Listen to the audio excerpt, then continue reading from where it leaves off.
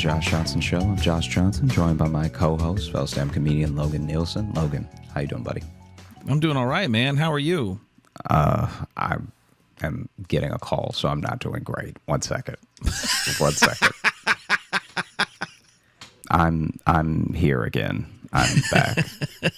Doing great. How are you? Doing great. Everything's fine. I'm doing all right, man. I think we're about to get some nasty weather here in Iowa. Have you guys been getting hit with anything yet? Not to open with weather talk, but I mean, it's only nasty if you're not freaky. You know what I mean? Like this is good. Nope. I hate what you just said. Nah, like this is just good weather for like if you cuddled up with somebody and like, oh no, we can't leave, maybe we should. Only nasty if you're not freaky. Yeah, like maybe we shouldn't leave. Maybe it's nice being warm together, It's a real baby. It's cold outside situation. Not really, because you live together in this scenario. This isn't a visitor.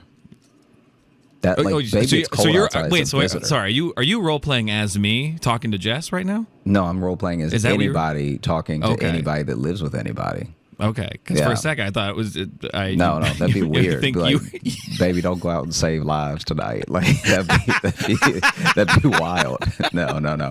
I'm. They really need me at the hospital. Nah, girl, come on. The fire is warm. She's like, we don't have a fireplace. Where did you start a fire? Hey, you know who needs reviving? This dick. Well, it takes all the mystery out of it when you say it. I know. I regret saying it, but it was also funny to me. Well, hey, man. Merry Christmas, everyone. Yeah. Merry Christmas. Yeah, it's the holiday season, and you want to do a little holiday mailbag? We are. We're going to be doing a little Santa holiday sack of emails? Mailbag, a full-on Santa sack of emails. But also, can you do the thing that you've done before where, like, we'll take turns reading them? So just, like, shoot me anything that you want me to read. I figure I can do that. Helps. Or since we're not, like, really doing video, I can probably just screen share the emails with you. Yeah. That sounds good. I think I might do it that way. Yeah. So we wanted to give back in the form of giving you what you gave us. It's a real regifting of the holiday. You were kind enough to send things in, so we want to read them. We want to share our thoughts on the things that you think with us, with you. Yeah. Now, when you put it that way, it does sound shitty because basically, what do you mean? The gift we're giving, is just announcing what people have given us, and we're like, "You're welcome. We gave it back." No. But it's like, imagine if somebody gave you a gift and you could add to it. So if I gave you a car and then you got it detailed, it'd be an even better car. But then saying it's a gift to you because I got my car detailed. It is. You're giving me a car back? Thank you, brother. Oh, see now that's what I'm saying, is you're saying. Yeah. That's where the communication wasn't lined up because I wasn't giving it back. I was sending you a picture of it detailed being like, Merry Christmas, buddy. You would do that. That's exactly who you are as a person. So yeah, let's get into it. If you want to take the first one. Yeah, I'll take the first one. I'll go ahead and screen share with you right now so we can both see them as we go here. Let's get weird. Let's get freaky with it. Let's get weird. Let's get freaky. Baby, it's cold outside. Which one do we want to start with here? I'll start with this one because I've had a couple people mention this to me. But this is from Kiera, and the title is Subreddit for Tiny Town and Squirrels. Now, changing it to Tiny Town instead of Toontown kind of goes, and then Squirrels. So this is an abstract change to both of our nicknames from Toontown and Squeaks to Tiny Town and Squirrels, which I don't hate, actually. Yeah, I mean, if you'll remember, it actually sounds like our Bizarro forms. Like it sounds like there's going to be like just a more extreme version of each of us running around that is Tiny Town and Squirrels. Like Squirrels like actually like needs to get LASIK. Like actually cannot really see. And then Tiny Town is got like a weird like bone fusion going on where his knees are just like real low to the ground. You know what I mean? Like he still walks, but as far as a shin, his shin is the size of a hand. Like we're talking like knee feet. right? That's like a Hank Hill's dad from King of the Hill, where he doesn't really? have. Yeah, his shins were blown off in Korea, so they just grafted his feet to his knees. So he just has no, I'm not talking about that legs. though. No, Right. he still has a little bit of shin. Oh, still a little bit of shin. Okay. Yeah, but just enough to look cartoonish. Squirrels, I was just thinking it's literally like just clothing filled with squirrels masquerading as a man. Just And for the voice box, it's just screams. It's just like they got a little keyboard in there, but there's too many little paws, so they're just typing nonsense. Just 7. yeah, that makes sense to me. That's We've what it really feels like. this year the listeners have really created. We've gone beyond the JJU, the Josh Johnson universe, and now we've established the Josh Johnson multiverse. Because now there's Toontowns and Squeaks, there's Tiny Town and Squirrels, there's the Punisher and Iceman, or Man with Ice Powers who hates puns. Like now there's a whole action figure line of the two of us. There's a lot more going on. I'll admit. I think that some of it is good and some of it has been counterproductive. Like I think that there are some things within. Some of it has been What has been counterproductive? I don't know if the bathroom detective should actually like stay in the universe. I think that like I enjoy it, and we're gonna put out that that trilogy, but I also think like, is this who I am when I listen back to it? Like, well, I won't reveal too much, but I've been going through the tallies of people's favorite episodes, and I will say that character doesn't not make a showing. How about that? How about that for? Yeah. Wow. Yeah, I'm just saying. Yeah, what we have become. We have a lot of enablers out there. Yeah. Incredible. Anyway, sorry. Back to this email from Kiera. Subreddit for Tiny Town and Squirrels. Please, it's so late and like everything is fucking funny. So I typed the subject of the email, and of course autocorrect fucked up my words, but made me laugh. So I'm gonna keep it there. So okay, so Tiny Town and Squirrels was actually autocorrect. Hey JLo, I recently made a subreddit for the Josh Johnson Show on Reddit. I got tired of having no one to discuss the show with without sounding not like myself. I mean, I said sorry about your Brain King at a gathering, and the guys thought I was referring to an NFL game. So then they started asking me questions about football.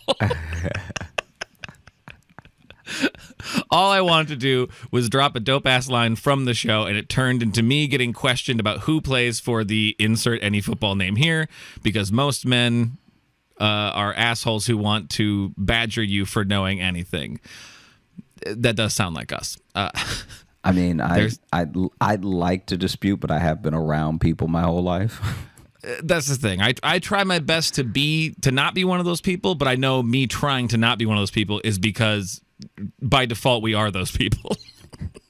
Yeah, I've tried really hard. I've definitely, you know what it's led me to though? Now I actually don't help people. No, dude, that was when mansplaining really was like become a talked thing. about a lot. I got to a point where I was like, I'm not explaining anything to anyone, even if they really want my help. Yeah, it's like it's really not worth it. So I'm just It's not worth now. I mean, I'm sure that they'll figure it out. Yeah. I tend to start with the question of just like, do you want me to tell you? I found just an easy way to avoid that. As someone who had to leave someone who was stuck in a grate, I've stopped helping. Never want to be that guy. Even the email says here, sorry, got sidetracked. Well, so did we. Back to Reddit. While I made the sub, I have no idea how to moderate a Reddit thread, nor do I want to. I think the JLo community, well, the JLo community, I think is something else. Yeah, the JLo, what a mix-up that would be to get like on a Jennifer Lopez subreddit and then be like, man, y'all ever get your brain injured? I'm not saying I want people to do that, but I also want people to do that. I think the JLo community has enough common sense to make the subreddit a living hell since we're not talking about anything outside of the show, and the show itself is far from problematic. Thank you. That being said, I'm hoping this email will be read on the show for the very reason of bringing the J-Lo community together to laugh at episodes, make inside jokes, and whatever else Redditors do in subreddits. Yeah, I don't understand what people do in subreddits, but I've had a few people send me this, saying like, hey, do you know there's a Reddit for you guys? Yeah. So I would say that maybe, we can give it a shot. I can't make any promises just because of time constraints, but I would definitely be interested in giving it a shot at like hitting up the Reddit every once in a while with a question or maybe like just something. That being said, I feel like a lot of our movements are like a Reddit thread to begin with, so. Right. And that's what I'm saying. I don't even know if, like, it's one of those things where it's like, I don't know if we'll get involved with it at all. But I wanted to give it a shout out if someone's trying to create a community for people to get together and talk about the show. I figured may as well shout it out. Yeah. They have a link here, reddit.com/The Josh Johnson Show. So I don't know. We're not in charge of it. We're not moderators. But, like, I'm all about because we've had people email in trying to be like, hey, can you send me the email to this person that emailed in because they sound cool and I don't feel comfortable doing that.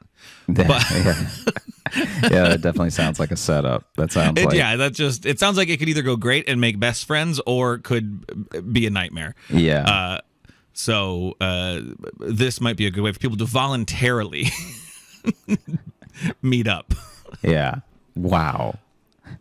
But that's all. Thanks for keeping me quietly giggling in public spaces and occasionally scaring my coworkers in office with my loud, sudden laughter. P.S. If you have a favorite subreddit or Reddit type interaction, would love to hear about it. For me, it's the relationship Reddit posts where someone is sharing a minor situation between them and a partner, and people instantly jump to, he is such an abusive piece of shit, you need to live him, over something like, my husband didn't eat all his dinner. I hope people do yoga for reaches that far. All right, bye. Sorry I talked way too much. But yeah, Josh Johnson Show subreddit. Best, Kiera. Thank you for that, Kiera. Thank you so much, Kiera. That means a lot. We appreciate you. And thank you for, starting the subreddit. This could be the beginning of something really beautiful or really terrible. Yeah, and again, we make no promises that we'll check it at all. But yeah, I'm what if it really is like a hellscape? Like as soon as we log on and we get like, oh no, I think the Nazis got to it. Oh no. Oh no. Yes, a lot of frogs in here. Kiera, be a moderator with an iron fist, I think is what we're trying to say here. Best of luck to you. Right. Do you ever get on Reddit at all? I've never really. I don't really understand it. Every time I click on something for Reddit, I'm immediately thrown off by just how it's structured.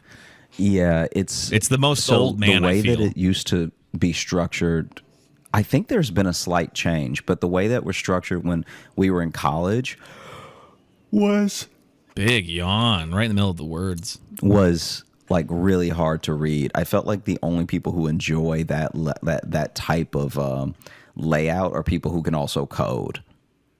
Like, yeah, I just would, when I would see it in college, when I would even have a link of something that I clicked that took me to Reddit, I would immediately get upset. Like I just hated looking at even the layout of it. And not that it's changed a lot, but maybe it's because the camera quality and all this other stuff has changed with the internet in general, that I feel less annoyed by the look of it. Okay, that makes sense. Do you see an email here that you want to read? Yeah, we have an email here that the subject line is Hurricane Sandy saved me from a dating app scam, which is already, thank you for this. Thank you so much for this gift. That's quite the setup. Okay. Right. Are you ready? And we can say it's from Maggie. We can say I was going to say that at the end. Okay. Yeah. I usually say who they are at the time. Man, someday you'll understand how I do emails. No, I understand how you do it. I just didn't know if I should do it the way you do it. Yeah, I guess you don't have to, but go ahead. So, are you ready? You all strapped in tight for what may very well be a true car accident of a story. I mean, I don't know. I haven't read this one. This one did get selected purely because of the title. Yeah, the fact that a hurricane saved you from anything means something bad was about to happen. All right. Hey, guys. I didn't find out about a secret family via a superstore, but I did catch a dating site scammer. I had just come back from being overseas for over a year. The guy I had been dating here and I weren't talking. Weren't taking off again, at least in my mind. So I thought, hey, I guess I could try one of these sites. I had exactly 4 responses before I ran screaming from it and have never ventured back. This might be long, but not as long and confusing as the toe fetish story, so hang in there.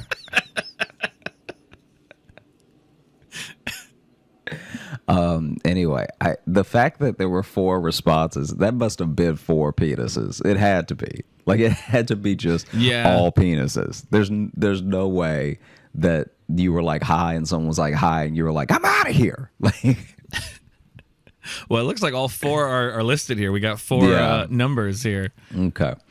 Number 1, first guy, pictures of him in his military garb. I'm not a big fan of the military industrial complex, but thought, hey, let's chat. The story is that his family was killed in a car accident, blah, blah, blah, which is already not Maggie. Great. His family was killed in a car accident, blah, blah, blah. Yeah. That's such a grim response. He was serving in Afghanistan. His story didn't ring true to me, and I left it alone. I'm not going to lie. You haven't given us enough information here for this person to outright look like a liar. Like, it sounds like 2 pretty bad things are happening to him. Like, yeah. Now, I will say, if that was literally he sent one message and he opened with that, even true or not true, you should avoid that guy because he's going through something and you don't need to get wrapped up in, his trauma. Have you noticed that, like, bots still don't? This is like going to be the next level of bot, I can assure you. But somehow bots still don't trauma dump.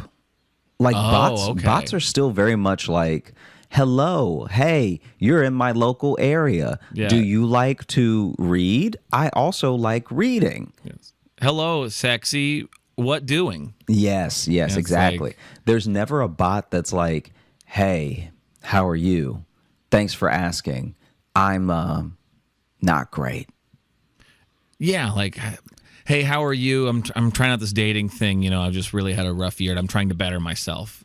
Yeah. Like, that sounds like a man taking a swing. That sounds like most people. Like, imagine if a bot was like, oh, how are you? Nice to meet you. They're all dead. It's like, oh my God. Because bots wouldn't be good at it at first. They're all dead. Yeah. Okay. So I've got my eye on you, Mag. The blah blah blah.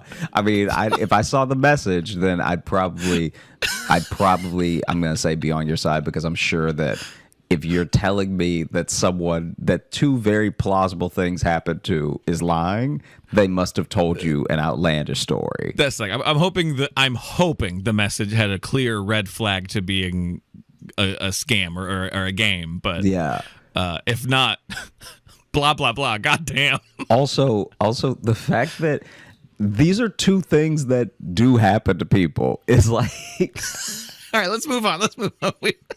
We got 3 more of these dudes. I know, but wow. Second guy, another military one. Are you at a base? Like, did you set your parameters in the app for 2 miles?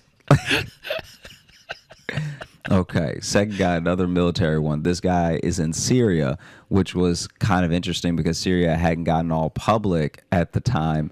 And I thought, hey, we chatted. That does say that. I'm not doing that. We chatted. His family was also killed in a car accident, possibly with the other guy's family. Not sure. I was skeptical because his writing didn't seem like what an English speaker would typically write. Certainly not an American English speaker. But then I thought, okay, our public school system sucks. So maybe, though he was a major or something. So again, I thought, we are still just texting via the app. So I ask him where he's from. He says LA. So I say, LA is a big place. Whereabouts? He says Avalon. Well, I'm from California. And if I were from Catalina Island, I would brag about it. So I told him this and said, I thought he made that up. I asked him to give me more places he knew in the LA area. He sent back an alphabetized list of cities in the LA area.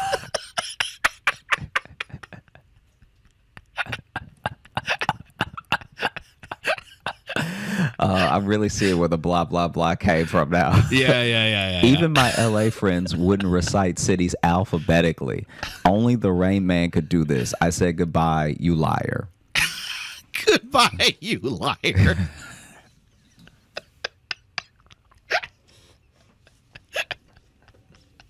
Can you imagine going to like an actual speed dating meetup, and when you sit down, the first person is like, hi, I'm Bob, my entire family was killed in a car accident, and I am in the 157th.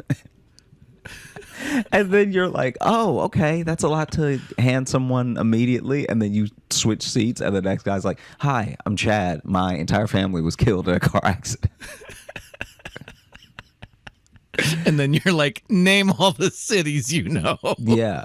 Just be like, where in Boston are you from? And it's like, oh, well, here's an itemized list of everything I've ever bought in Boston. Goodbye, you liar.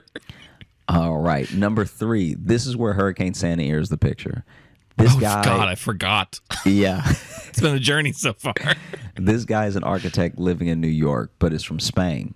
So had that accent thing going in his favor, though sadly not French. I think that's just saying their favorite accent is French, but yeah, someone from Spain living in New York, bringing in French accent is kind of a wild move. Oh, God. Okay. Sadly, not French. Sandy is barreling down on New York, and I express my concern. He is fine. Power's still on. All is good. We talk multiple times over the days of Sandy. He tells me about his son and how they would like to visit me. Dad mentioned his wife died in a car accident.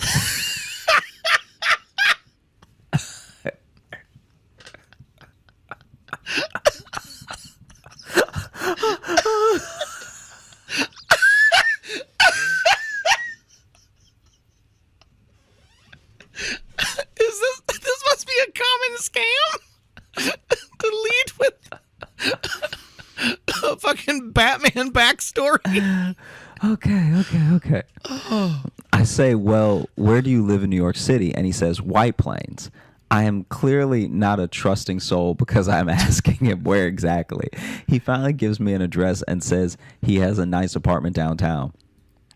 He says at some point, well, now that you and I have met and you aren't going to use your membership to this shit dating site, can we give it to a friend for him to use? I say, not sure, as I'm Googling his apartment address, which is the White Plains Post Office.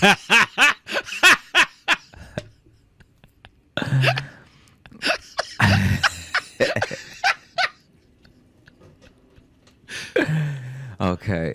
I tell him I doubt there are nice apartments in the post office. He says there are.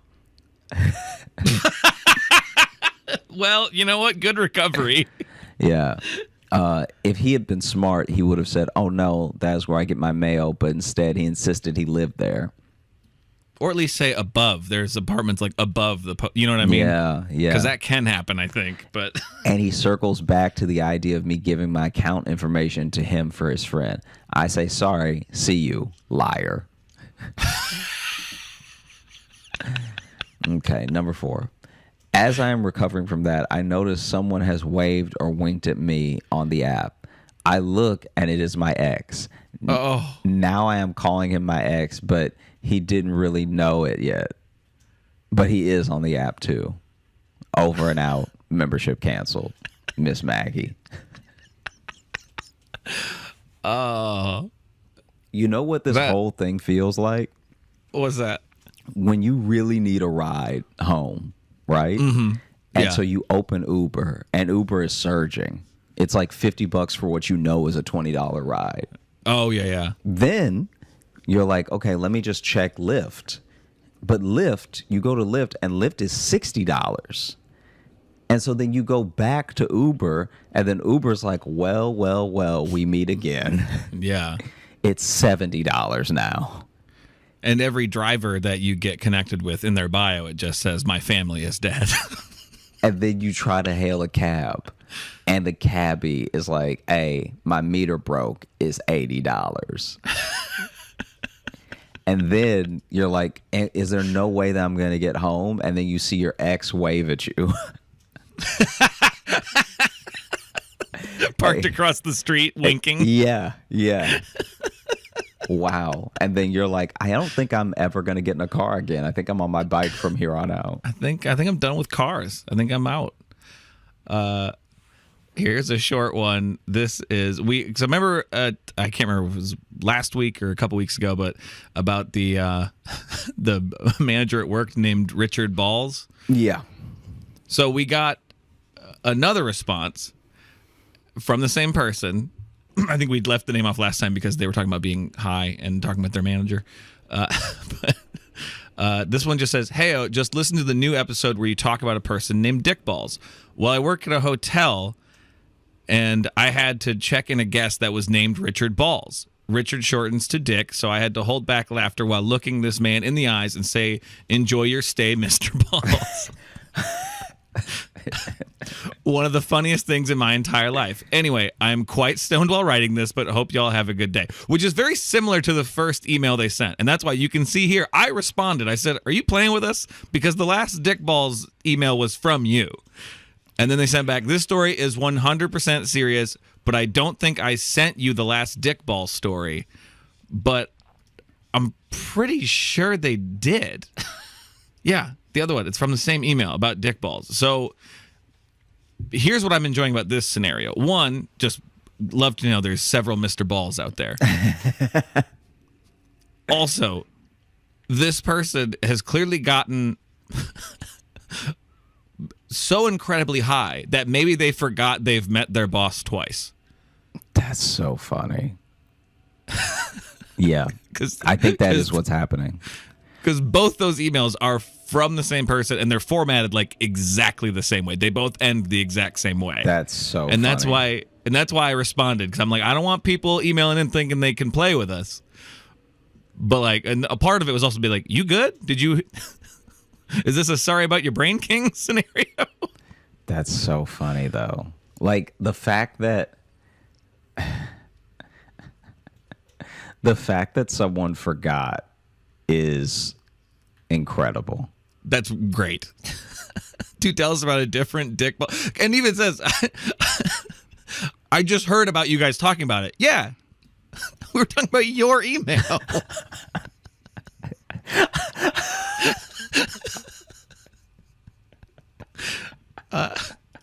Speaking of weed, here's another short one. This is from Melissa, and I just like this one because it says, hey guys, y'all sure Josh doesn't smoke weed? Because he just asked, do you think teeth talk to each other?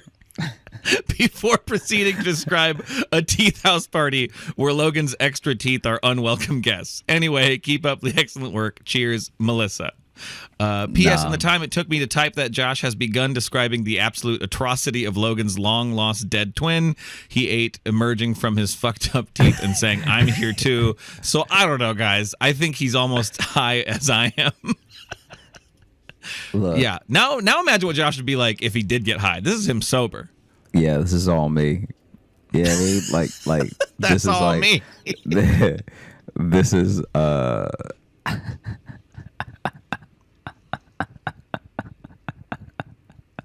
this is like, you know, like when someone's like, wow, are you on steroids? And it's like, nah, I'm all natty, baby. Like, yeah. No, this is my just natural genetic brains. insanity. Okay. You're welcome for my brain, Yeah. Kings. I don't let nothing get in, right? Like nothing that's not already decided that is good stuff. None of that gets in there. I only let the good juices in. You know what I'm saying? I feel that. You know what I mean? Do you see one here you want to read? Okay, let's see. Oh, we haven't heard from Fat Rob in a while. Here we go. Okay, this is our old friend, Yeah, Fat Rob. It's been a while. Yeah. I had the privilege, nay, the honor, of visiting New York this week. I was honestly unsure how I would like it, but I absolutely fell in love with the energy of the city, the natural hum, truly like nothing I've ever experienced, the sheer magnitude of its breathtaking. I was there cooking at the Food and Wine Festival. Fortunately for me, I had plenty of time to do a little sightseeing. I'm a nervous flyer, but I had you guys in my ears the whole time, keeping me calm. I appreciate it, fellas. When I come back, definitely going to catch a show. Thanks again. Oh, thank you, Rob. Yeah, I thought that was just a nice little email. Just like, hey, I went to New York. It was nice. That's cool. And I'm going to counter that with an email here from Blobfish, who has emailed us before. Okay. And this one is titled "In Los Angeles for the First Time," and it starts with "Don't like it." Pause.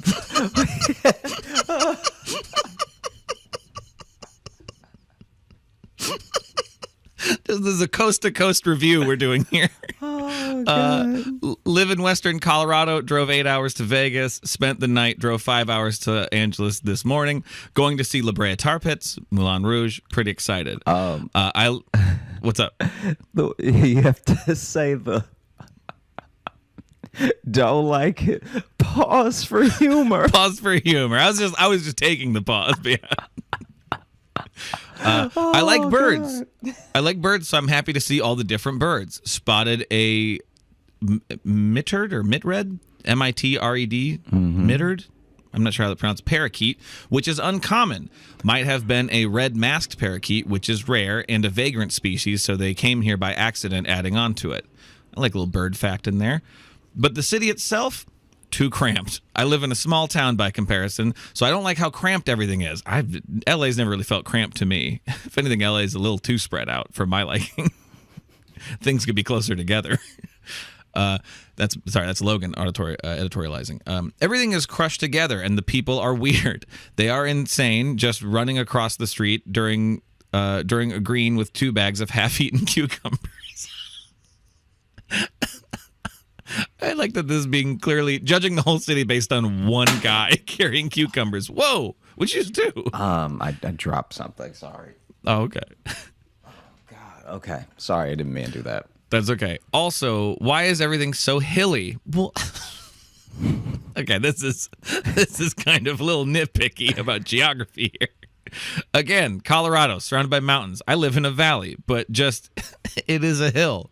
The roads are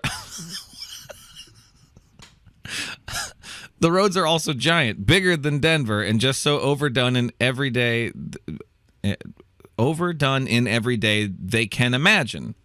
Phoenix and Las Vegas really rely on U-turns to get places. Los Angeles require a full 10-lane crossing. That crossing is underneath another 10-lane street. By the way, we Uber around. They know the city. This is how it is. It's insane.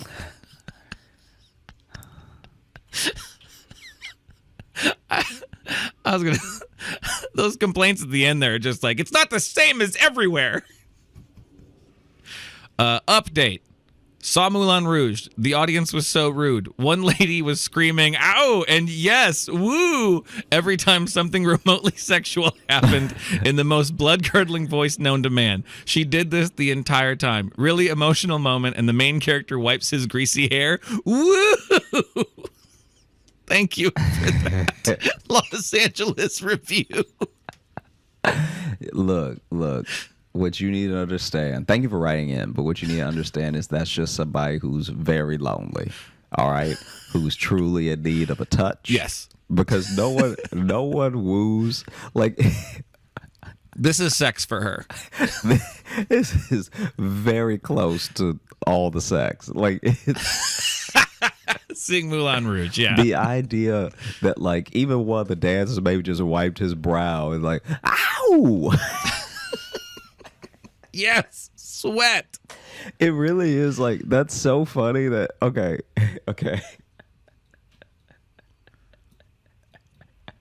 I feel like we finally found one of the attributes of like a perverted auntie because we all know like a perverted uncle. Perverted uncles are out here making those like low noises like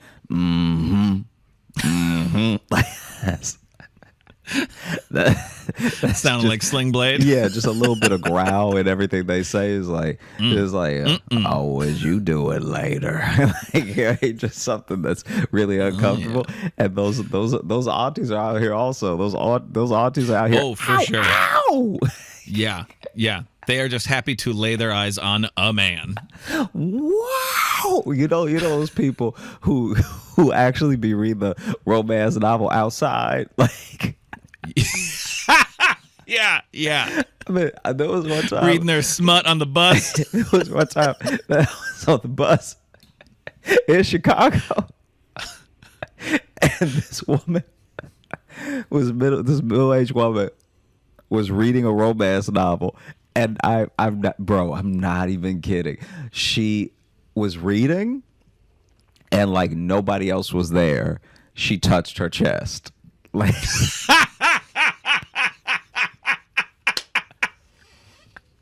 Like she had the book out here, right? Yeah. But then she went, whoo. like she rubbed the middle of her chest like she had Vicks Vapor Rub on it. Oh, I love that. And it's just, and then you see the cover, and the cover first of all, he couldn't be on more steroids, and I don't know what book this is. I'd have to find it because it's so funny. It's like basically he is, at least from the angle, because she had it down a little bit because she was reading it. Oh, did it have like kind of a Fabio cover? It had kind like of a thing? Fabio cover, but okay. The woman the woman is on the horse. This is like such a funny thing. The woman is on the horse, but the man, instead of riding the horse or her grabbing him and he's riding or whatever, he's like under the horse. So I couldn't tell if he was supposed to be lifting the horse or if he was getting trampled by the horse. Because I couldn't see the cover well because it was tilted down. My husband was trampled by a horse, blah, blah, blah. My husband was trampled by a horse, blah, blah, blah. Ow!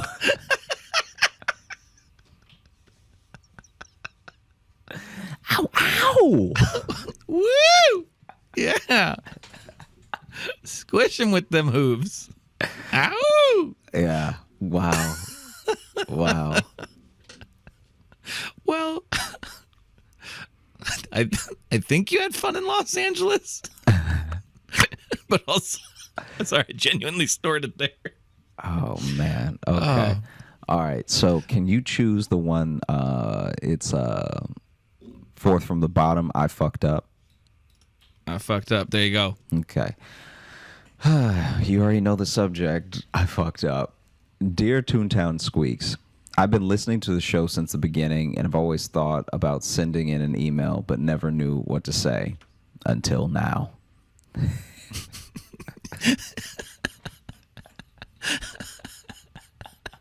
That does sound so ominous. I am a high school teacher and often listen to music or podcasts while I'm grading assignments. Well, I was listening to the Balls episode with headphones on. I'm not an animal. While grading tests in my classroom, when Josh said, "Sorry for your ball king,"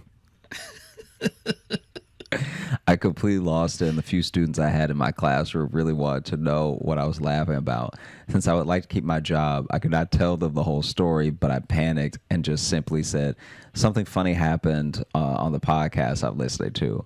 It didn't dawn on me until later that most of my students only know about the serial killer podcast that I listen to, as we use those as sources during our serial killer unit in psychology class.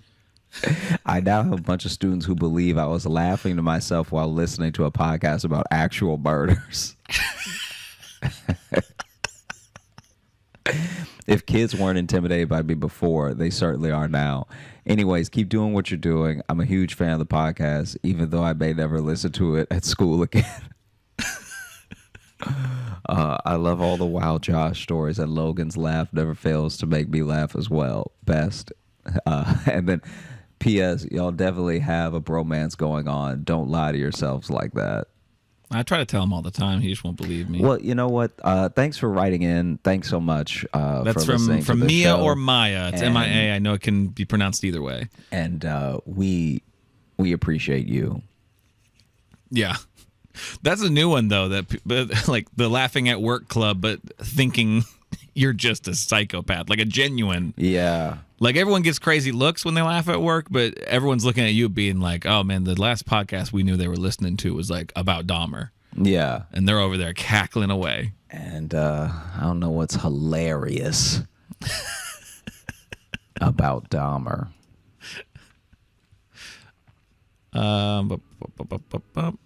Oh, I like this one here. This is from, I believe it's from Malia, and the title is "Here's an Episode Idea." Hello, Josh and Logan. Josh, I commented on the Instagram where you wanted us to roast you, and I said you look like the brown M&M. I have found some things from my childhood in Texas that I think you might like. Beware, these annoyingly catchy jingles will be stuck in your DNA for the rest of your life. I'll read the rest of the email and then we'll get to that thing. Anyhow, love the show. My favorite episodes are Say Something Dummy and the episode about the creamer. I'm also an avid creamer drinker, but I water it down with milk. That's the most insane shit I have ever heard. What are you talking about? What are you talking about? Watering down. I watered down the dairy with some dairy. You can't have it pure. You got to cut it. You do? Huh? You drink it pure? I wouldn't necessarily drink it. We don't know what that was. All right. Yeah, we do. No.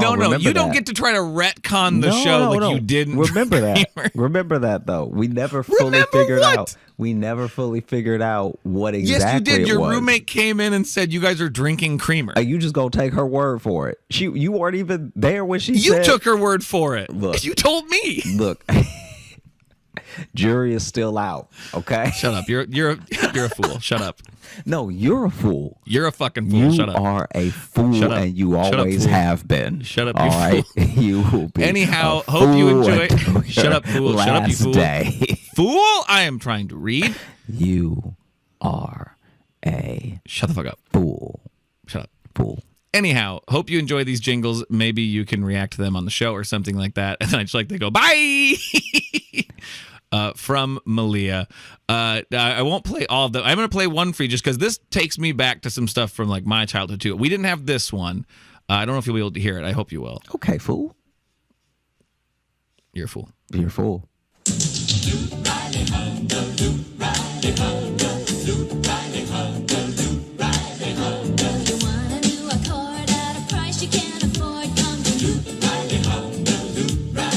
So I was excited about this because it made me think about. I have a lot of like jingles, like local jingles stuck in my head. Do you have any of those? Yeah. Do you want to tell me any? No, none of them are good. And if I say them out loud, I'll just be thinking about them all day. Oh, come on now. Come on. I'll sing you a couple of mine if you sing me one of yours. You know what? They don't give good internet, though, so I don't even want to promote them. Nobody should know about them. Nah, let me see a different one. Because the internet one is like an actual like earworm. Yeah, it's an actual earworm, but they're not a good company. They just paid someone to get themselves stuck in your head like a real parasite. Let me see. There's one that's. Let me see if I can find it real quick. Oh, you're gonna look for it? I'm gonna look for it because I want to make sure I'm doing it right, or else literally no one will. There's already probably only a few people from my hometown that listen to the show. The ones I got in my head, I can sing for you right now without even needing reference because they are so ingrained in my head.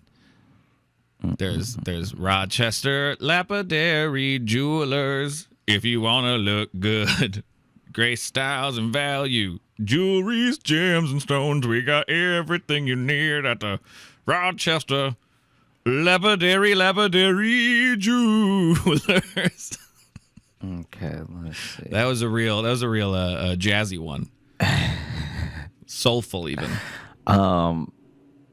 Okay. Yeah, I can't find it. So the only thing I can actually give you is this one guy. There's no real like jingle to it. There's just some really catchy music playing in the background, and he and then he's like it kind of like sounds like that sort of Silk Sonic-y Bruno Mars type. So it's like, just imagine doom doom doom doom doom doom doom. Okay. Doom doom doom doom doom doom doom. And then he's like going with the beat, like doom doom doom doom doom. And then he looks at the camera. He's like, "Have you been hurt?"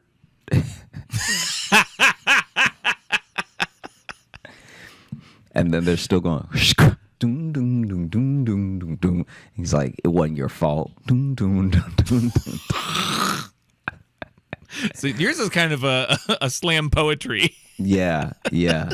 ad. Not so much a jingle, but Yeah, I think he was trying to. It ended up being slam poetry because he couldn't sing and couldn't really stay with the beat. But it ended up being a little bit of an R&B attempt. Okay, gotcha. We also had Universal Marine and RV was another one.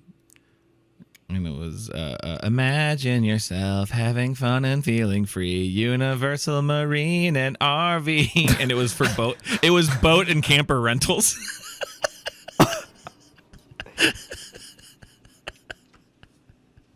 But having fun and feeling free. Wow. Let's do this one here. Do you want to read this one, or do you want me to read it? I might need you to read it just because it is so small on my computer. It's a little bit hard to read. And you got shitty eyes?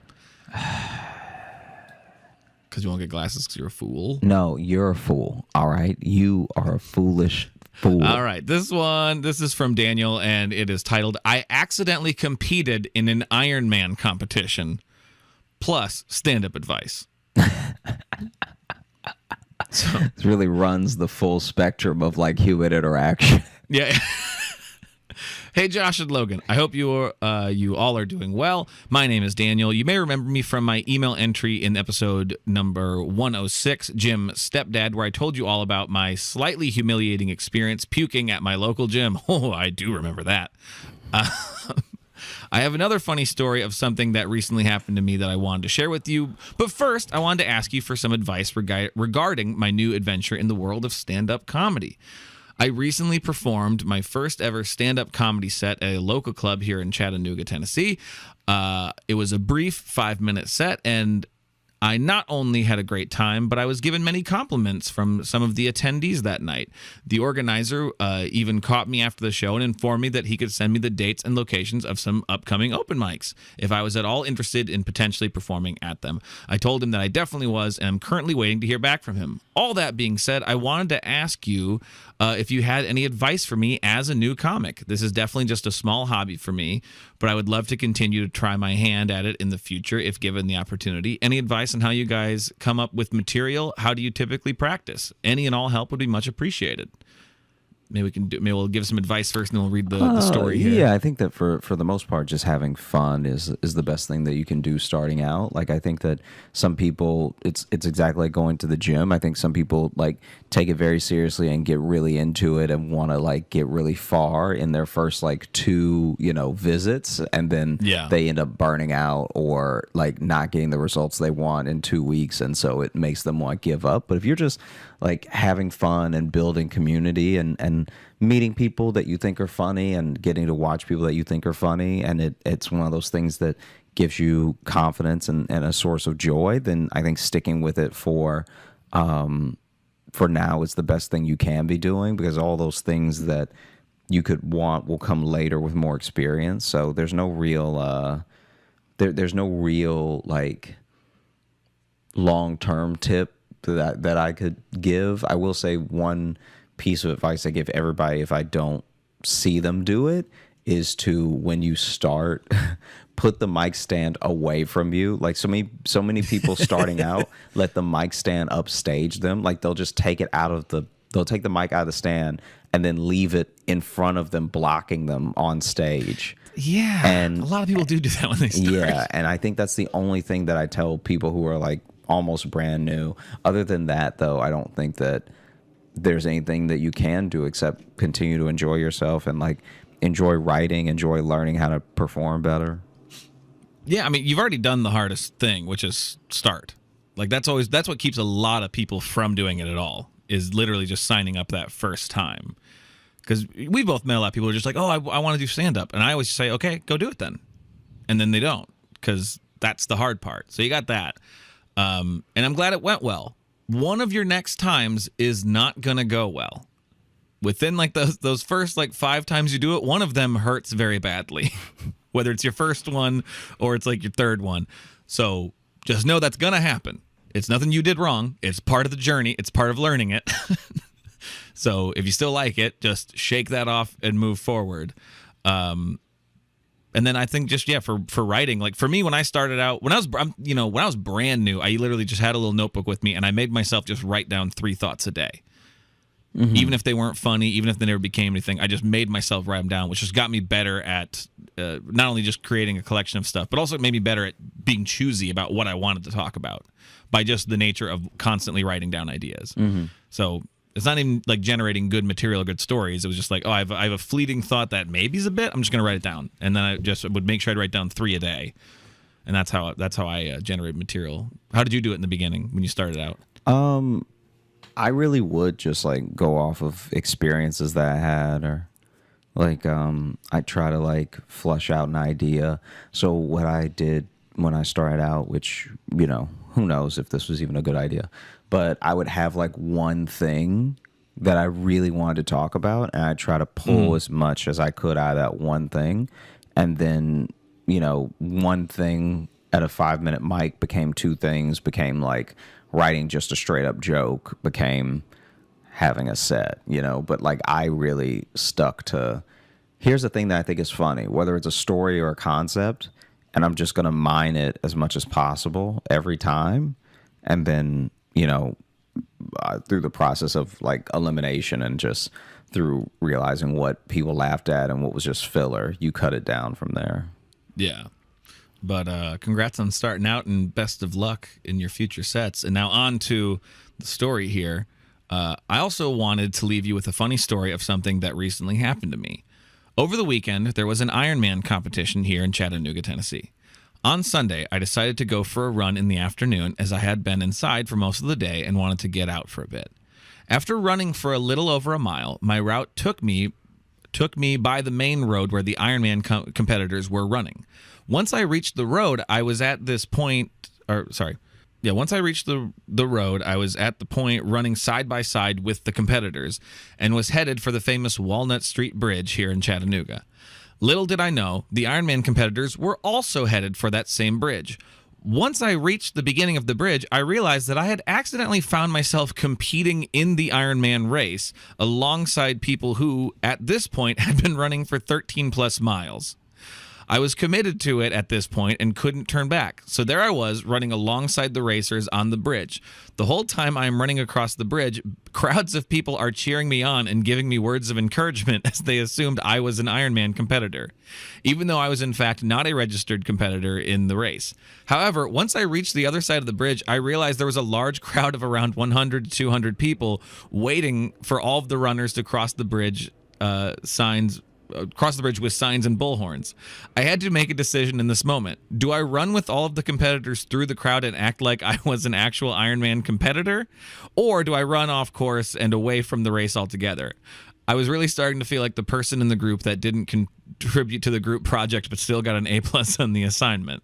So I decided to run around the crowd and off the race route. It just didn't feel right for me to run through the large crowd of people at the end of the bridge. But who knows, maybe if I did, I would have received some kind of participation trophy. I definitely felt like I was being showered with undeserved praise at that moment. But hey, I will take what I can get, I suppose. Anyway, I hope you all are doing well, and didn't mind my longer than necessary emails. I'm loving the podcast. Keep up the great work. Take care, Daniel. Daniel, I will say I would have ran straight into that crowd and soaked up that adoration. That's what I would have done. Yeah, you would have been... it would have been so funny if you had run through and then you were really like talking shit as you crossed, like oh you look. You guys are winded. I'm still feeling great. Dude, y'all look a little dehydrated, if you ask me. I was hoping I knew it wasn't going to lead to this because it's too cartoony, but the idea of accidentally competing in an Ironman competition, I met up with them at the bridge, and then suddenly here I am on a bike. Yeah, because this is the thing. If you're not supposed to be in it at all, because I told you about we did an episode about the marathon stolen valor, right? Yes, we've talked about that. Yeah, it's like if you manage to get in one of those things, they only have so many bikes and stuff for the people competing. So you could steal someone's spot. But I think even the other competitors at a certain point would be like, why doesn't that guy have a number on his chest? Yeah. Or you're on the bike and then you're swimming and you're just exhausted. You're like, I don't want to be doing this. I didn't mean to do this. Yeah. Someone in an Ironman competition by duress, just like on a bike. Like I didn't want to. I have places to be. I mean, I can't honestly, do this right now. When you start reading the story, I thought that he was going to compete out of pressure because the people in the beginning thought he was part of it, so then he just stayed in it. No, Daniel sounds too nice. He sounds. Here's the thing, Daniel. From this story, it sounds like you're polite and very sure of yourself. So you're like, I'll just get out of here. I'm not gonna let the pressures of the race control me. So you sound mentally healthy, but I would have loved it if you were just like, yeah. Then I ran in there and I got a medal. I got a medal. I think some guy drowned. We're at an hour. We could probably wrap it up. Okay. Can you? Let me see. There's one. Did you want to do one more? Maybe one more. All right. Well, this one is titled Strife, and it is from our friend Ben. Hello, Josh and Logan. Logan, how do you feel when Josh responds to your story with, "That's so funny," and immediately moves on to a new topic? Do you think he actually thinks what you said was funny? Also, I wanted to share a couple of stories from high school. Every day while driving, didn't even let me answer. Just moved right on. Oh yeah. That's how little he cares about what I think. Do you think that I think that you're being funny when I say that's funny? I do know that's how you react to things that are funny. Yeah. But from the outside, just hearing it in the podcast, it probably does sound like you don't care. But knowing you personally, I know that is how you react to something you genuinely find funny. Yeah. It's how a lot of comics. It's actually like if something is really, really funny to me, that I usually just go like, "Wow, that's really funny." Mm-hmm. Like I don't laugh. I kind of just appreciate how funny it is. Do you? Yeah, I do the same thing. I will laugh. You know what happens? And I've realized this week. What? I laugh really hard the third time if I'm watching a clip. Like so like if I see a clip on Twitter or something, the first time I don't laugh at all. I'm just kind of like, oh, that's funny. And then there's a part of me that's like, let me watch it again. And then the second or third time is when I have the laugh that I should have had, that normal people would have the first time. Yeah. So the first time I see it, because so much of Twitter, even with clips, is like within a joke. So I'm thinking about the joke while I'm watching the video. So I'm not really enjoying the video. But then when I'm like getting the video again, then I'm like, okay, now I know what the punchline is, so I don't have to look for anything, and I can just enjoy it. Because sometimes, like, I don't know if you mean it this way, but it's like sometimes I'm just trying to like reverse engineer like what they've done, like as a stand-up. Like, I'm just trying to make sense of what process they've done. Yeah, and especially if it's like really funny and unexpected, it makes me kind of go like, "Whoa, okay, how did they plant the seeds for that payoff?" And it's like I'm more putting the puzzle together as the process instead of just enjoying it. Yeah, which does end up being distracting from the joke and stuff. So just know when Josh says that's so funny. I mean, sometimes he's probably not paying attention, but a lot of times it means he enjoys it.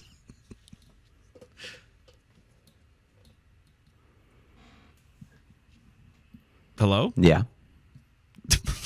Were you going to finish the email? Yeah. I was waiting for you to be done. I was done talking for so long, and you just stared ahead. No, I was waiting just in case. All right, you're a fool. You're a fool. You're an actual fool. That's so funny. It's crazy. You would have done great in medieval England because you are a fool. Finish the email. You're a fool. Okay. Every day while driving to high school, I would eat an apple. While I was walking into the building, I would throw my apple core into another student's truck bed. I did this for at least 3 months. One day, he finally caught me and asked me what the fuck I was doing. I just shrugged my shoulders and kept walking. I'm still not sure why he didn't kick my ass. Wow. Baller move. My senior year of high school, I drove a blue Ford Windstar minivan to school. Another kid who was more popular than me had the exact same van. At the end of the year, the popular girls at the school would go out in the parking lot and write things on the windows of other seniors' cars. They mistook his van for my van, so I walked out of school to see "We love you, Eric" written on the windows of my van. My name is Ben. I drove the van around all summer with that on the window, and my friends constantly roasted me. I love the show, but people act like you guys won a Nobel Peace Prize when they comment the show during the mailbag section. So I'll just say, good job. Thanks, Ben. That email's a real criticism sandwich. Yeah, it's like, look, like Ben has the demeanor of somebody that's definitely trying to smash, because it's like, I love the show, but people act like y'all want a Nobel Peace Prize or something. Yeah. But good job. Yeah. I like the show. You're not all that. Also, Josh has this weird reaction. No, I mean, Ben has the energy of a man who throws apple cores into someone's truck for 3 months. And also doesn't know why he does. Just does it. Ben is a man to be respected and feared. I'll say that. Wow. Wow. That's incredible. That's so funny. That is funny. Thank you so much for listening to the Josh Johnson Show. I hope you had a great time listening. We had a great time recording. So if you are looking to catch up with us on any of the socials, you can find me at Josh Johnson Comedy on Instagram, TikTok, and YouTube. We're going to be posting clips of the show. And if you're looking for Logan, you can follow me on Instagram at Logan M. Nielsen. And if you want to get into the mailbag, you can send us an email, joshjohnsonshow@gmail.com. We read them at the end of every episode, and sometimes we do these big, long ones. We also read reviews on Apple Podcasts. If you leave us a 5-star review and leave us you actually have to write a review. We can't see the 5-star just ratings, but if you leave us a 5-star review, we like to read those sometimes too, and it helps us on that platform. And if you want more of us, we got bonus stuff over on Patreon, patreon.com/Josh Johnson Show. We've got bonus shows we do there where we debate stuff, where I, prove how big of a fool Josh is. you're a fool. You're a fool. Remember that. You can also get full replays to live shows we've done. We just did our last virtual live show of 2022. It was very fun. I think this one was genuinely unhinged. So I'm very, I'm excited and concerned to see what happens in 2023 at the virtual live show, because it was a dark holiday episode. I will say that. And then we're gonna be on the road in January. Josh kicks off his freshman tour, is what he's calling it, and I'm on a couple of the shows at the start of the year.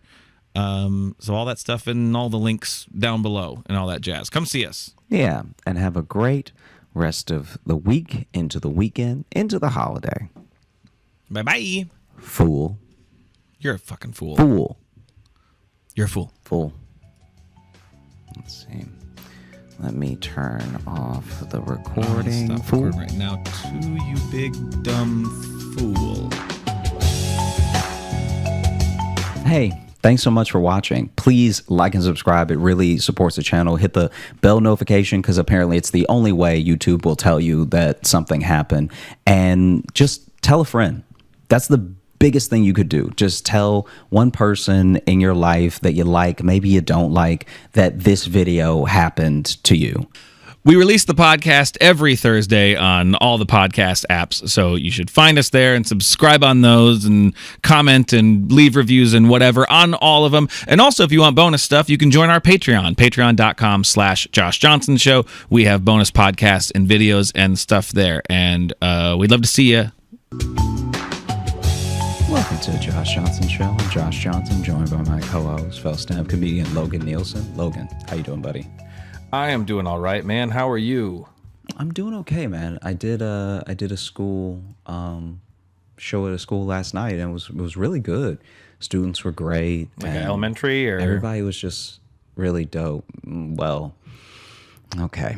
You just said school. Everyone knows you meant college. I'm just goofing. Gosh. No, I'm with you. But just in case, I don't need those problems of someone hitting me up and being like, our elementary school would love to have a clown come and do his thing, bring some joy to the children. I wonder what an elementary would pay for some lunchtime stand-up. I think you have to ask what they pay the teachers and then go lower from there. Shit, I'm going higher from there. Oh yeah. I'm giving them a break. Okay. I'm gonna do for a teacher's day pay plus tips. That's right. I'm hoping. I want them to encourage the children to leave tips.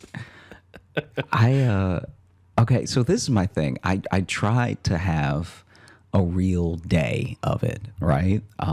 Because the actual show wasn't going to be until 8. Okay. And the train from New York to DC is about, 3 hours or something? Okay. And so in my head, I was like, you know what I'm going to do?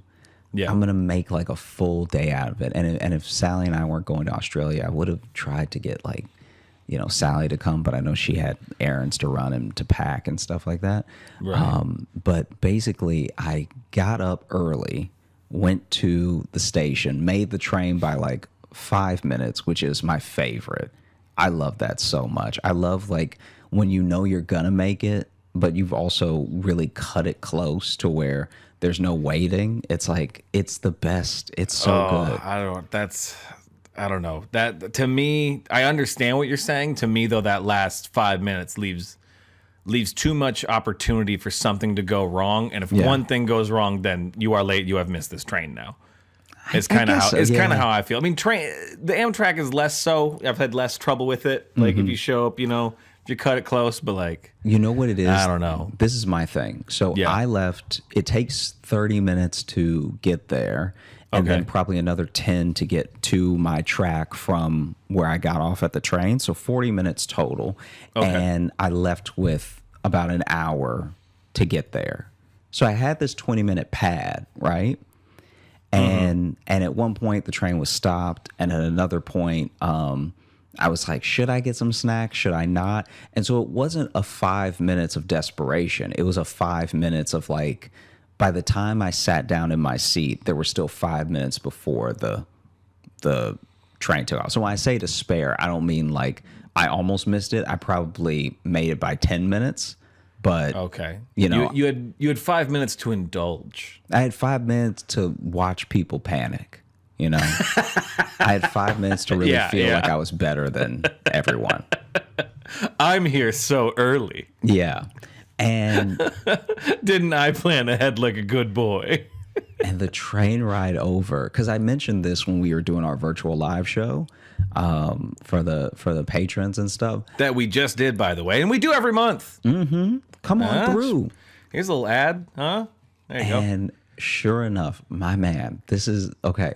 So I ended up sitting facing the other direction that we were traveling, right? Because you know how the way that the seats are set up, you can sit facing forward or facing back. And some people don't like to face back because it makes them dizzy and stuff, I am one of those people. Yeah. And depending on the mood. Anyway, sorry, didn't mean to interrupt. No, you're good. But I'm facing backwards and I don't mind. It's fine. I've been very blessed where I don't get dizzy easily. It takes a lot for me to get dizzy, even though I'm an easy faint. So like I'm either awake or I'm not. Oh, see, and then I'm an easy dizzy, hard faint. Okay. Wow. If you put us together, we make one awake person. Or one horribly vulnerable person. Yeah. Yeah. Someone who is both spinning and asleep. Yeah. Yeah. Just either one very healthy person or one very sick person. Yeah. A lot Yeah. of head injuries from all the falling. And so I'm where I'm sitting, I have a clear shot at the bathroom, which in my mind is going to be a problem. Like there was some chance to move because whenever you're leaving New York, I can't remember what the first stop is, but I think the first stop is still New York. So I guess if you ever wanted to steal like a whole ride, you could probably get away with it because they don't start checking tickets until you're actually headed to So you're in Jersey, right? Jersey. Yeah. Yeah. And so I'm on the train for an easy like 9 minutes with one stop before they actually start checking me Right. and stuff. And once they check you, I don't know what the process is if you can move and just bring your ticket with you that they put at your seat, but I don't like to, just in case, Yeah. Conductor passes by and it's like, I don't remember you. Where's that ticket from? And then I gotta be like, it's from you, bro. Please remember me. I know there's a whole train and you do this like your entire day for 10 hours, but please remember me, right? That is a weird, like, the only times I'd ever ridden Amtrak, it's only been a handful of times, so it's like a thing I don't do often enough. I always get nervous that, like, I'm going to fuck up something with just handing them the thing or scanning. Now you can just scan on the phone. And I did that last time, like, oh, but surely still something will be wrong. Mm-hmm. Because they usually put, like, the little ticket above you. And then I'm like, but what if that falls? And they're going to be like, you got to get off. Yeah. I always have a little panic for that. Yeah. And it's the oldest form of transportation I use It's also, because I don't ride horses. even if something really bad happened and they didn't remember you and your ticket fell and it went under a seat and they still want to take your money. So they would still Absolutely. let you buy another ticket that would probably that's true. only be more affordable now that you're closer. And it might just be like, whatever you have in your pockets. And Yeah. we'll let you stay on this train. Listen, if you want to stay on this train, you're going to have to pay us $19 because Yeah, we are exactly. almost at your destination. Yeah. By the way, sorry if you're hearing a lot of clacking and walking around. My dog's getting restless. I won't dig into this next. We're talking about trains, and I love talking about trains. But she just had surgery. So I brought all my gear upstairs to hang out with her. But she walks around, and it's all hardwood floor up here, so you can probably hear clickety clack of beagles walking around on my mic here. So anyway, so that's why I'm looking around. I'm darting around like someone's sneaking up on me, but I'm just trying to keep track of my healing canine. Anyway, sorry. Go ahead. Trains. Yeah. Heal up, Maddie. All right. Prayers up. Okay. Bro, she's got some gnarly scars. She got cut up. Jeez. Oh my gosh.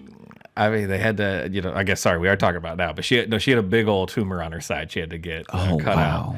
Well, and they even said, too, like, it had grown enough that some muscle had gotten intertwined with it, which was okay. They could easily do that. But they said when it heals, there's a good chance she'll just have a divot. That she'll have a little golf fairway divot in her side where she got a little speed bump. I'm excited for you to take Maddie to a dog park and just her talking to the other dogs and being like, so were you in Nam or what happened? Like, Bro, she's been through some shit. Because she had 3 different bladder surgeries, I mean, years ago. Mm-hmm. She's had this lump we got removed. She had it removed 4 years ago. Mm-hmm. And they said it might grow back, and it did. And then she had a second one in her neck that we took out too, and we also took off a cyst on her back that had gotten bigger. That one wasn't cancerous, but they're like, hey, if we got her under, so she's just got a big old, like, her whole back is shaved in like a weird like jigsaw puzzle, man. basically. Yeah. And then her neck shaved too. I was telling you before we got on mic, like it's hard because then we can't really put a cone on her because then it will rub against the one on her neck, and also she could still scratch that with her foot. Mm-hmm. So I just been putting shirts on my dog, and she doesn't really like wearing shirts. So I do get a lot of stares. There's a lot of just staring at me. Yeah. Of like, what have you done? Yeah. What have you done to my life? This isn't right. Yeah, this All isn't right. right. I don't like it. Mm-hmm. Did you see the picture? Here, I'm gonna send it to you right now. Did you see the picture when I first got her home? I posted it on Instagram. You'll just appreciate the fucking look she's given me. I'm gonna text it to you right now because I've never seen a dog be like, why so much in a picture. Just look at this fucking demon stare that she gives me. Oh, you gotta send that to the people. You gotta you gotta put that in the show notes. It's on my Instagram. If you go to my Instagram, you'll see it. But it is a I will destroy you stare. Wow, I've never heard a dog curse before, but she is right now in my head when I look at that picture. Well, it's because we picked her up for having her gone all day and then immediately put a shirt on her. And she's like, first you do this, and now I gotta wear clothes, which you know I fucking don't like. Yeah. This whole day has been unnatural. And I used to be a wolf. Yeah. I just assume they think that anytime we do anything dumb to them, they just in their heads go, I used to hunt. I like the idea that there's like Hotep dogs that are like, see, what happened was the white man, because we used to be wolves, right? And then the white man came along and tried to get us to push him, to pull him, to push him in his work. So then his work became our work. All right. You hear me? Do you hear me? Do you hear me? All right. So I'm not doing what when he says sit, I stand. When he says stay, I go. All right. I'm not really about that. Okay. And best believe anybody step to me, he can get bit. All right. You're going to have to put me down. But if you put me down, best believe you won't put all of us down. They'll never put all of us down. We didn't land in the dog park. Dog park landed on us. Let me tell you something right now, because that's the thing with dogs as well, where anytime people act like they've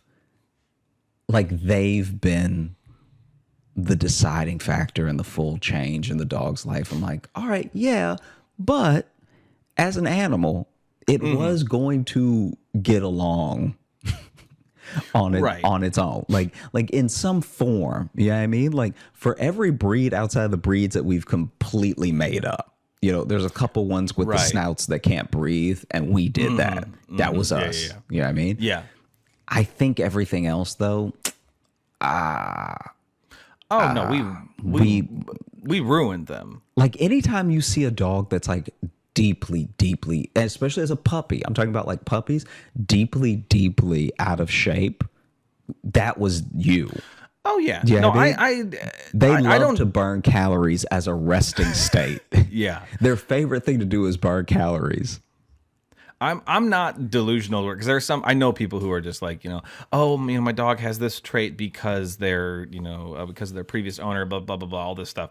And I know I had her since she was a puppy. It's a little different, but I know every one of my dog's bad behaviors, absolutely my fault. I know 100% is my fault by nature of just like, she's only been around. I've been the only authority figure she's ever known. So clearly anything shitty she does, I didn't handle or didn't care enough to handle. Mm-hmm. You know, the long time where it was just me and her living in Chicago. She basically had an apartment to herself like half the time. Yeah, free reign. Yeah. Sorry, she was basically a human adult. Yeah, and I didn't do anything to curb any bad behavior. So I'm like, she sucks and it's my fault. But she's old now, so. I love when a dog does a horrific thing, and then they run up to you like you're gonna be proud, like I did it for you. You know what I mean? Like when a dog just runs up to you with like a full pigeon in its mouth, and it's like, aren't you proud that I brought this diseased animal back to you? Well, that's why I love. She's so bad at catching stuff that the one time she did catch something, she just looked surprised. Yeah. Yeah. I think I told it on the show before, but she caught a possum and she was just like, and you could see in her eyes the thought was, I don't know what to do now. So it's never gotten this far. Last night, Chance saw a raccoon, which is literally just built like him. Like he's a fat Shiba. And it's just him. Raccoon's gonna be about the size of him. Yeah. Yeah, and just different colors, but still, it was trying to get into a bag. As Sally told me, he saw it and just was amped and was like, was like really talking all of that good shit from across the fence. Like, Was that his first raccoon he's seen that you know of? Okay, yeah. Because it's funny when you see a dog see their first something. Mm-hmm. Because like either they'll freak out, but like when Maddie sees something for the first, like when she like saw a possum for the first time, she just looked at it and wasn't upset. It just looked like her world collapsed a little bit because she learned of a new thing. Yeah, he And then does the possum seem just to looked at her. Yeah, exactly. He seems to be upset that they are alive. He would love to unalive them, like at every turn. Right. Yeah. Maddie doesn't have that as much. She doesn't. She likes to chase, but she doesn't. If something stops running, she will just like. She had a rabbit one time that I think I've told this before too, but she snuck up on it and was like 6 inches away. The rabbit just didn't run, and then she just looked at me and she's like, "I don't," and then just walked away. Because it didn't run, she's like, "No, this is wrong. So this seems like a trap now." Yeah, yeah. This rabbit knows something that I don't know. Yeah. Honestly, Anyway. if I come for this rabbit, I feel like something bad is gonna happen. Yeah. You're on the other side of him. Is he holding something? Does he have a weapon? Yeah, is he holding something behind his back? Yeah. He seems to be too calm about this. Anyway, sorry. Trains. We haven't had dog talk in a while, you know? Yeah. No, it's fine. It's fine. And this has consumed my fucking weekend, this surgery. I'm with you. I've totally barely understand. slept. Yeah. I've barely slept. Because she won't lay still. It's not that I haven't slept out of worry. It's because she wakes up and then sprints while drugged up still on anesthesia. That's Friday night after she had her surgery was just like waking up and just trying to sprint to nowhere. Yeah. Anyway, sorry. It does sound like the opposite of what anesthesia should do. It never used to affect her that way, but the last couple times she's had stuff, because she had a tooth removed last year, and she did the same thing. It's like she's sleeping, and then she just wakes up and acts like there's something urgent she has to go do. Yeah. Which there isn't, because she's a dog. You don't know that, though. Maybe there's unfinished bones and unfinished business outside the yard, you know? Maybe. Because it does. It seems like she just starts walking places like, I'm supposed to do something, and then she stops, and she's like, no, it's right. I have no responsibilities. I'll go lay back down. I forgot I'm a dog. Yeah. But basically, Anyway, college gig, trains, choo-choos and colleges. I was seated diagonal from the bathroom, which I knew was probably going to be a problem. I wasn't sure how, but I knew eventually something would happen. And I was You're at least gonna smell something. Yeah, and I was across also from the dining cart. And so a part of me was like, man, maybe I should just spend some time in the dining cart. But my seat, I don't know if this was a malfunction or if I was just lucky or maybe Amtrak stepped up their game. But my seat went back just a little bit more than normal. Ooh. And as soon as it went back and no one ever came to sit next to me, I was like, then I'm in it. Like, why would I move? Life is good, you know? So anyway. Shit, I might stay on for an extra stop past DC. I might just keep going. Maybe I'll end up in Virginia. I don't care. When the seat's this good, why get off? And eventually, it happened. There was a guy who you could tell. I heard his click clopping from down the row. Right? No. This guy. You said that right after Maddie walked by, so I thought you were saying you heard her. No. Clip clopping. This dude, I don't know what type of nice shoes he had on, but they were the fanciest flip flops I've ever heard that were dress shoes. Because it was like I've pop, got pop, a tap pop, pop. recital. Yeah. It was legitimately like, how are these shoes making this much noise? And then he's running down the aisle, and you can tell he's trying to hold it together, but he gets to the bathroom and someone's in there, and the impatience, because where the seats are, there is the handicap seating, right? Right. And so that means that since there's no one there in a wheelchair or anything, there's just room. And so he's pacing.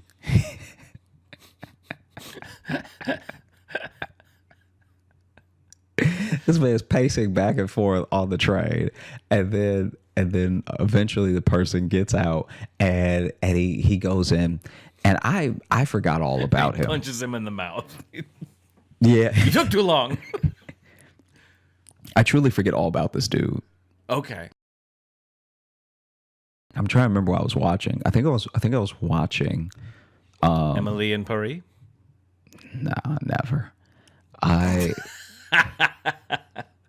Dang, I can't remember. But I was just watching a show on Netflix. The show gets done, and then maybe Emily in Paris is on Netflix. maybe 2 or 3 minutes after the show gets done, this guy walks out and just hands in pockets stands near the bathroom, leaned back. Like he looked like the only thing he was missing was a cigarette to smoke. Like he just barely made it. Like his whole life flashed before his eyes or something. Because the level of relaxed that he was when he walked out. Oh, it was relaxed. Okay, Yeah. I thought it was hands in pockets, like shameful. No. I saw like hands in pockets, head down, being like, how do I live like this? It's hard to see someone more on top of the world than he was. Oh, good for him. It's rare. It's rare Good that for you see him. someone so content that he leaned his back on the wall. Wow, so unencumbered. So uncovered, and then he just clip-clopped back to wherever his seat was. And I was like, man, Like he's a horse. what ecstasy must this man have experienced? Because a part of me was like, maybe he used the bathroom, or maybe he just did drugs in there, because it was Yeah, it maybe was just such did a heroin. change in Maybe- him. It was truly such a change, and it also took so long that I'm like, all right, Yeah, because you said you're watching a show. yeah, 30-minute or 45-minute? no, How long was 30 the minute, episode? yeah, 30 minutes. Okay, because I'd say it's depending if it was like an hour-long drama, yeah. then like he was getting after it. Yeah. Legit in the bathroom for what had to be 33 minutes. And that's a little too long. I mean, he had time to do both.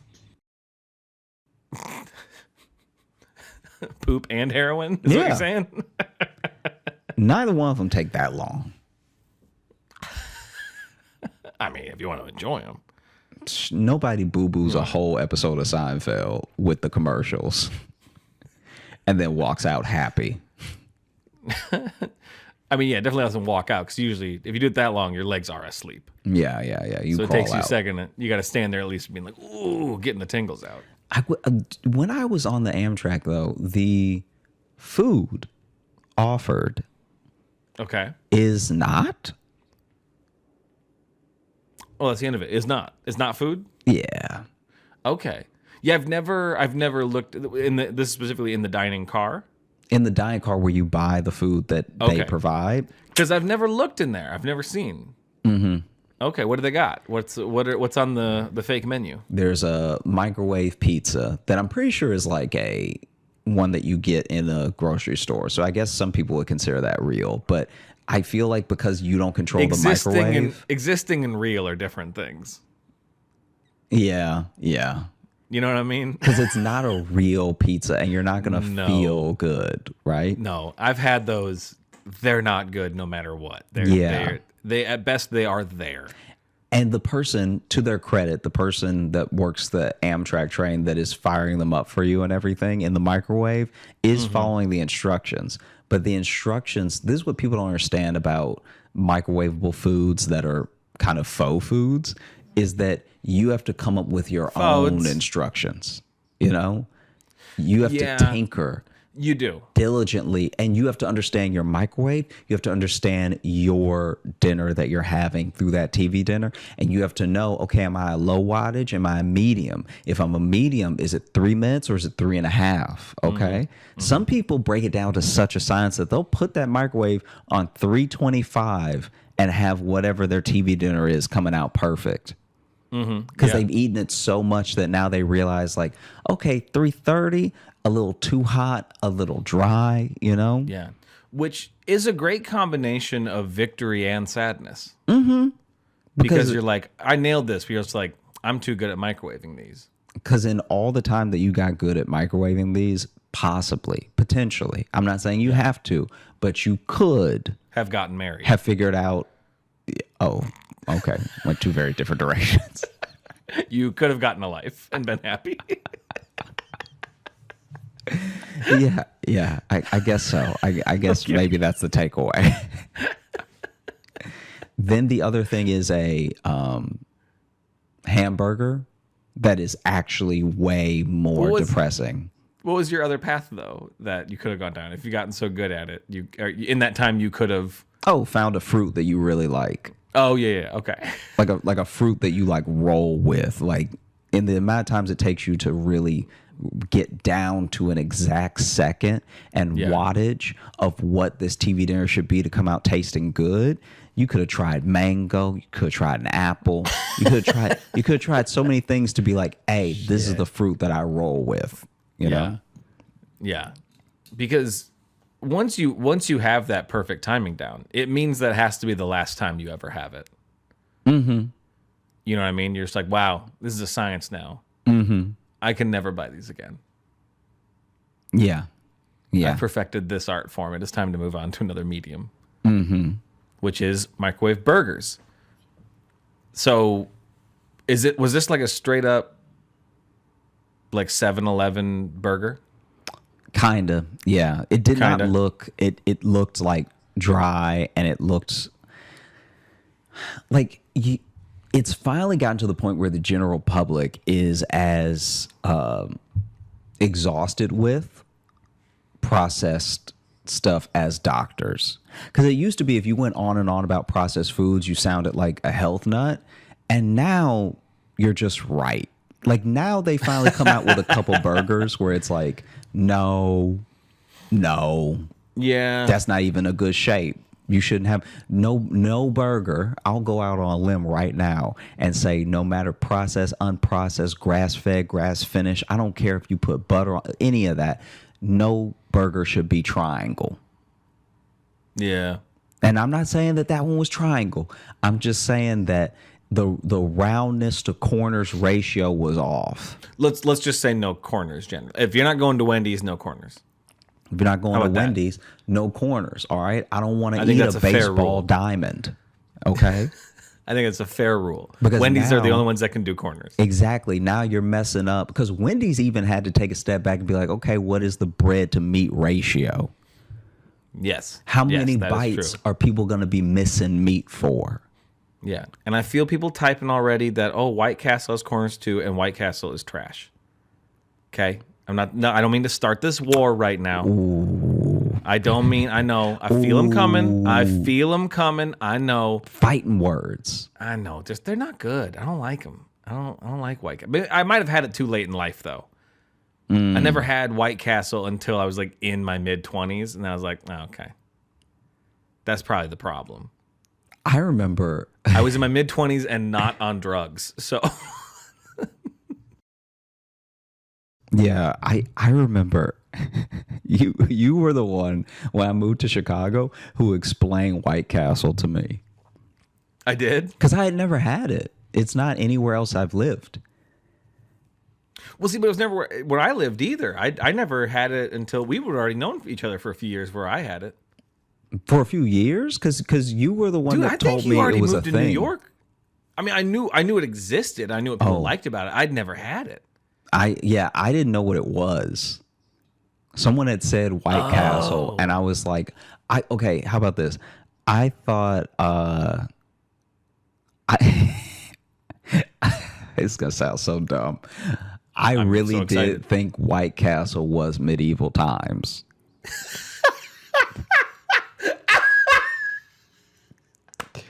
Because it felt like it said it all right there. Like it was like white people in a castle. No, you're not wrong. Medieval times is White Castle. Yeah, I was like, all right, that's like what white people will do sometimes. They'll go to the medieval thing, and it's. I didn't know they put the name on the head like that, and then but a bunch of honky improvisers love to go to to medieval times for a birthday. They go all out for White Castle. And you were the one that that told me that it was Little Burgers, and I played it off like I didn't ever think that. It was Little Burgers.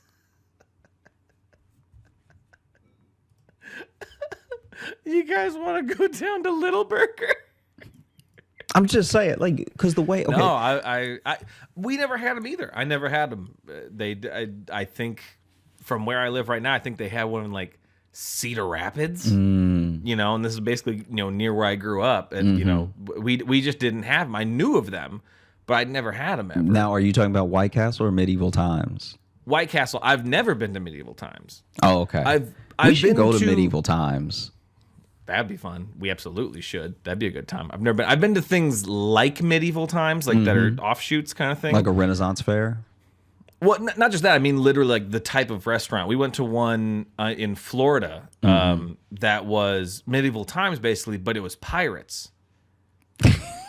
And dude, it kicked ass. Really?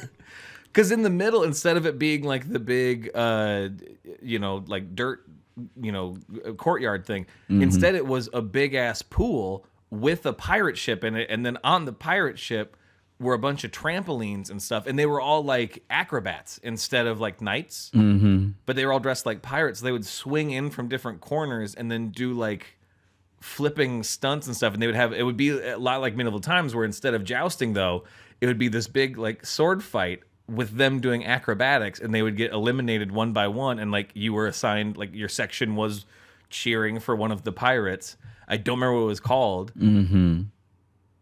but it was like super fun to watch. That it was like sounds Medieval dope. Time. It was fucking rad. I don't remember what it was called, but it was really cool. Oh man! But yes, I've also been to Renaissance fairs. I've been to a couple of Renaissance fairs. So.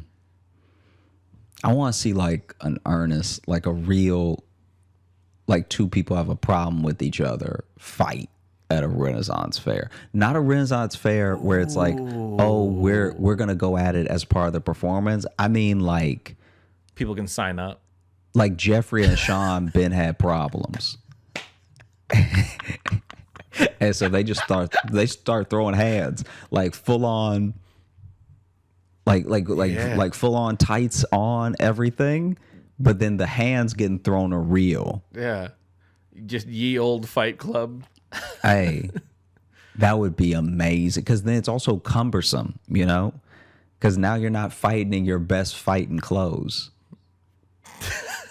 Nope, Well, then they're like, get on this horse with this lance, and you're like, I've never done this. They're like, well, yeah, you got beef though, so figure it out.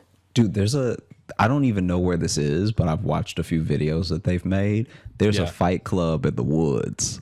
All right.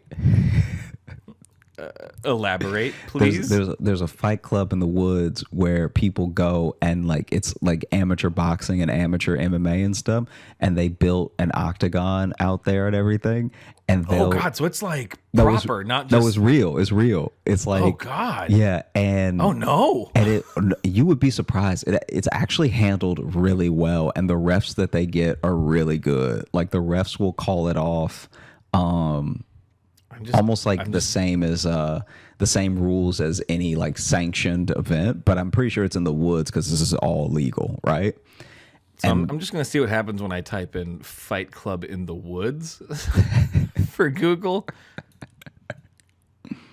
I'm pretty sure this is a purposely undisclosed location. Okay, so how'd you hear about it? You hear things when you talk to people about fights, and everybody talks about fights all the time. You hear about fights.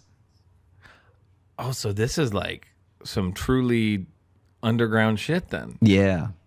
Oh, and it's really well done. It's actually better done than you would imagine, because it's. Have you seen like footage of it or? Yeah. Okay. Anyway. There was a guy that showed up one time. Nope. What? Nope. You can't just anyway. What? Is this something I can look up, or can you send me? I'll see if I can find one for you. Because you don't gotta do it right now. But yeah. I wanna know what Fight Club in the Woods is all about. Yeah. I think you're gonna be disappointed because it's very professionally done. Like the only thing. Yeah, but still, just doing a sanctioned fight also in the woods is kind of funny to me. Yeah. It's got a real air of like Tekken to it, Not only does it feel like Tekken, some of it looks like Tekken, because as long as you're in the same, I'm pretty sure, as long as y'all want to fight, they'll let y'all fight. And there's this one dude. Oh, like old UFC rules. Yeah, and where you could be hundreds of pounds different. I don't know how I've seen some weight differences. I don't know how egregious they let them get, but like it does seem it there are some that are very one-sided, where you have to respect the heart of the other individual. Yeah, I mean, like maybe when you weigh them in for heart, they weigh in the same. But as far as bodies, no. Yeah, our weight class isn't weight; it's by passion. And there was one dude who especially sorry if this is the one that I find for you to send for you because I've only ever watched two, but he showed up. He showed up like he got the call, and he lives in the woods. And so he just walked out of his house because he had the most comfortable garb on. Like I'm pretty sure he had on pajama pants and then slippers. And so this man is doing his footwork in slippers, countering punches in slippers. Real quick, I want you to imagine you're in the woods and then you encounter a man in slippers. And you encounter a man in a sweater, pajama pants, and slippers swinging. Like, because in that case, if you run into a man in a sweater, pajama pants, and slippers, the best case scenario is he was just teleported from somewhere else. It's unlikely, but that is your best case scenario. Worst case scenario is he is about to kill you. Yeah, I don't know if you greet him with champ. You know what I mean? It would be a surprise if he was a champion of something. Yeah. Whatever he's the champion in, the police have not found him yet. Yeah. And then some of them, I think, are barefoot. Some of them decide to have on some type of shoe, like a boxing shoe or something. But they'll also do them based on, I think, the discipline. So it is kind of like old UFC, where now, obviously, because all of MMA having some knowledge about every single discipline is for the best, you see a lot less of people showing up with one discipline as their primary, and there are still people that do that in the woods. Yeah. Like they show up and they're like, I'm just going to do Taekwondo. Yeah. Well, yeah, because early UFC, like MMA wasn't like super a thing yet. No, it didn't even exist. Yeah. Yeah. Early UFC wasn't, MMA wasn't a thing. It was literally fighting. You were the ultimate fighter. Yeah. You would just show up and know how to whatever box type of only. fight. Yeah. Whatever type of fight you wanted to do, you would fight someone. Mm-hmm. And then there you have it. It was really beautiful. And now everyone thinks that they do everything. Yeah. It was, I mean, beautiful's a word for it. I don't know. Well, it just like some of those early tapes I've ever seen are like, oh no. Yeah, they hadn't figured out the rules yet. If they stop this fight a second later, this becomes a snuff film. Yeah. But what I mean by beautiful is that it is cool to watch two actual types go at it, you know? Yeah. And that's even remember pure competition. Yeah. Like the competition of like, because that's what they were trying to figure out in the beginning. Is boxing better than Muay Thai? Is Kung Fu real? Like, is like all that stuff. Yeah. And then Jiu-Jitsu, which makes it a lot like again like a Tekken or something. Yeah, exactly. Where you have the character who's doing drunken boxing or whatever. And like you would have that in the original like Ultimate Fighting was just like a mishmash of ridiculous characters. Yes. Who are brought in from different realms with different styles to beat the shit out of each other for the entertainment of people who had VCRs. Like, did you play Tekken growing up? No, not really. I played more Mortal Kombat or Street Fighter. Didn't play a lot of Tekken. Oh man. Okay. So, that's why you tend to kick my ass anytime we're in an arcade and we play Tekken, because you're way more familiar than I am. Yeah, but I'm not even the amount of money and the amount of clout that these new Tekken guys have is insane. It's actually troubling. Well, we've watched some of the professional like Tekken are like, even though it's just a video game, you are kind of like, Jesus. Yeah, and the crowds, they'll sell out an arena. Yeah. Imagine if my thumbs were that good. I just want good thumbs. Just give me them good thumbs. Like if you had real good thumbs, you could really make a living now. We're in a different era. If you come through with good thumbs, that's money. Yeah, it used to be a phrase to say I'm all thumbs, and that used to be a bad thing. Now it's a good thing if you're all thumbs. Yeah. You ever heard that one? No, I never heard that. It's an old one. Oh, okay. Saying you're all thumbs at something means you're like not delicate with it or whatever. So it's an old timey phrase. But now, if I'm you're all thumbs at Fortnite, if I'm all thumbs at Tekken, if I'm all thumbs at Street Fighter, if I'm all thumbs, I'm a millionaire YouTuber. If I'm all thumbs, I got a golden thumb. Can we start a streaming channel called All Thumbs? I mean, it probably would be pretty great. I think that'd be great. That'd be very fun.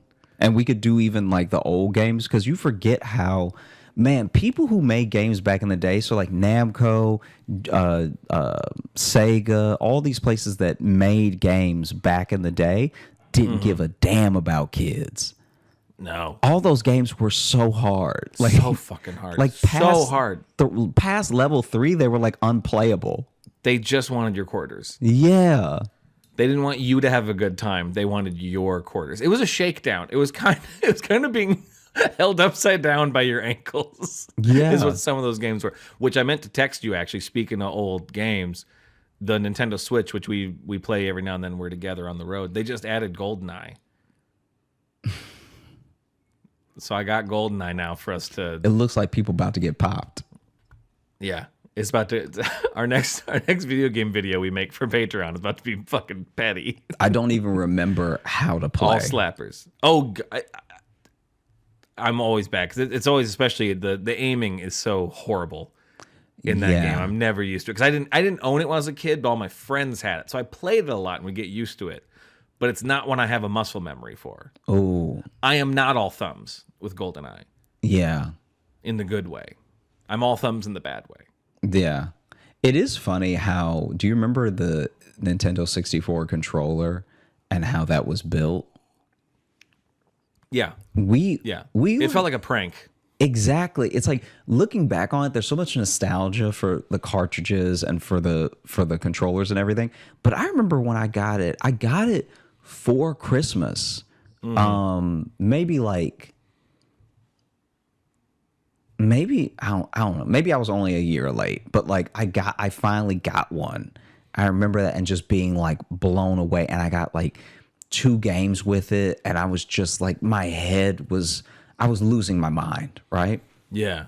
And still, though, when I was holding it, I was like, this doesn't seem right. This is...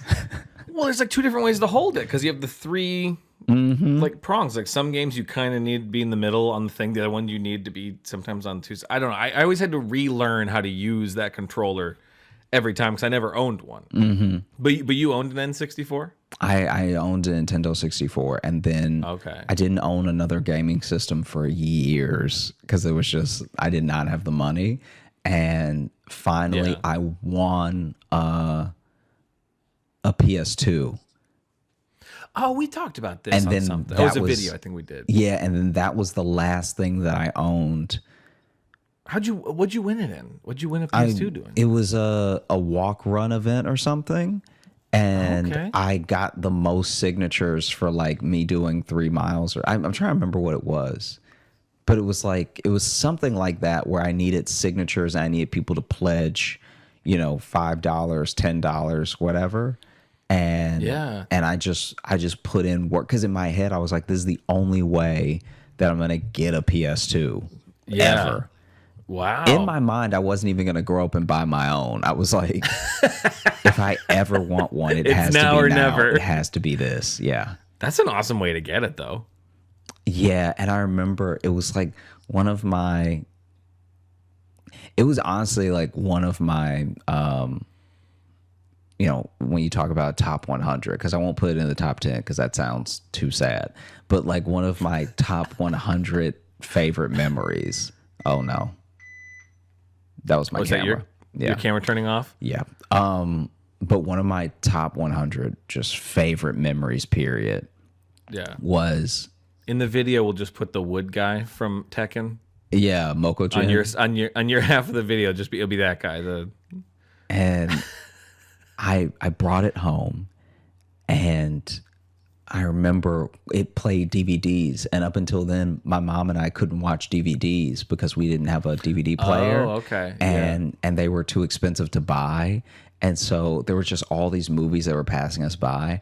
And I remember when my mom was so excited for me and how like happy I was and everything, that I don't remember if I borrowed it or if she bought it. We must have borrowed it because I don't remember watching it. Maybe she bought it. Anyway, we watched Spider-Man on my PS2. Ooh. And my mom was like, "Oh my gosh, this is so cool. Thank you for winning this, Josh." And I was like so proud. I was like, "Oh man, this is the coolest," you know? Because it was like, even my mom was like, "This is pretty dope." You know what I mean? That's a good story. I like that. Yeah. That was like, I think that was the thing that really was a turning point where I was like,